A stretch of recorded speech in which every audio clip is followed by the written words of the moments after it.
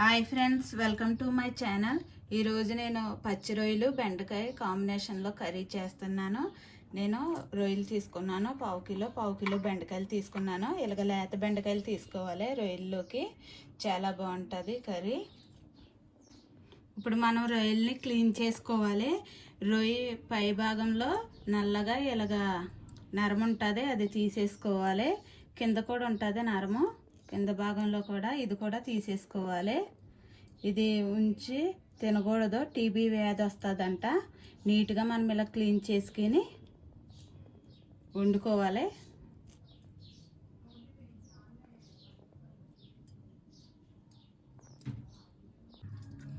రొయ్యలు ఇలా క్లీన్ చేసుకున్న తర్వాత 2-3 సార్లు నీట్గా కడుక్కోవాలి. కడుక్కున్న తర్వాత ఒక స్పూను పసుపు, ఒక హాఫ్ స్పూన్ సాల్ట్ వేసి మళ్ళీ నీట్గా కడుక్కోవాలి, నీచు వాసన రావు.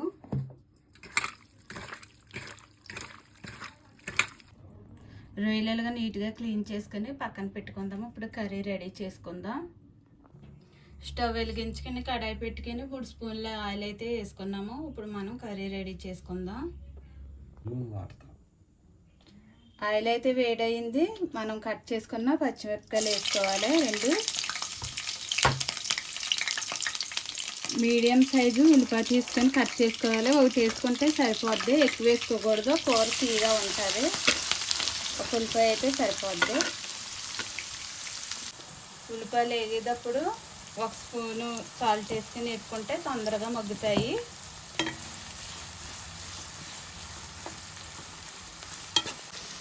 ఉల్లిపాయలు వేగిన తర్వాత 3 టమాటాలు కట్ చేసుకొని వేసుకోవాలి.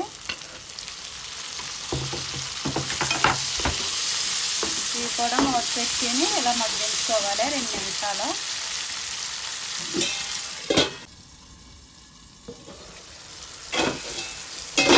టమాటాలు కూడా ఇలా చక్కగా మగ్గినవి. ఇప్పుడు మనం నీట్గా కడుక్కున్న రొయ్యలు వేసుకుందాము.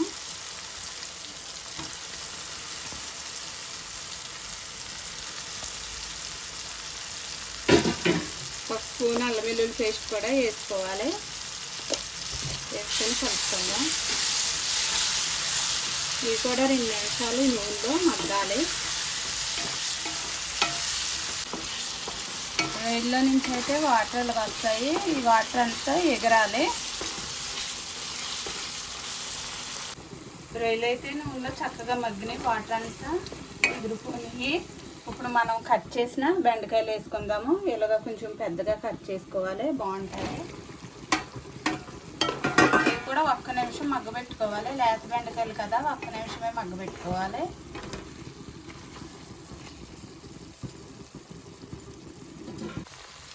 బెండకాయలు కూడా ఇలా మగ్గిన తర్వాత మనం పసుపు వేసుకోవాలి.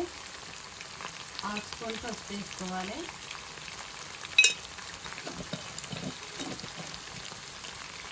రెండు స్పూన్లు కారం వేసుకుందాం.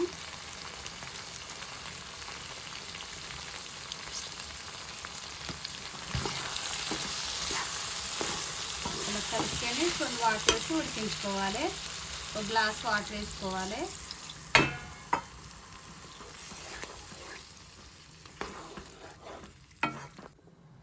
బెండకాయ ముక్కలలో మునిగే వరకు కొంచెం వాటర్ వేసుకోవాలి.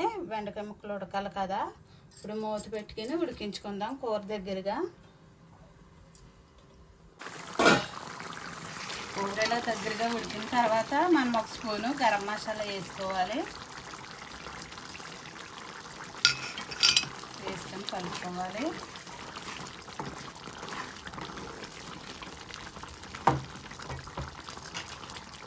కట్ చేసిన కొత్తిమీర కూడా వేసుకోవాలి.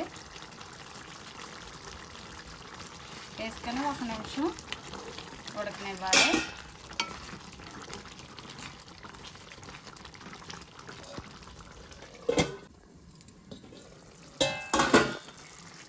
ఆయిల్ అయితే పైకి తేలింది, కూర అయితే దగ్గరగా ఉడికిపోయింది. ఇంకా మనకి ఈ కర్రీ రెడీ అయిపోయినట్టే. ఇంకా స్టవ్ ఆఫ్ చేసి దించేసుకుందాము.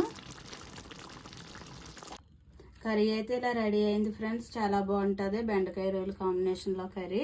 చాలా టేస్ట్గా ఉంటుంది. మీకు నచ్చితే ట్రై చేయండి. నచ్చితే లైక్ చేయండి, షేర్ చేయండి, సబ్స్క్రైబ్ చేయండి. Bye friends.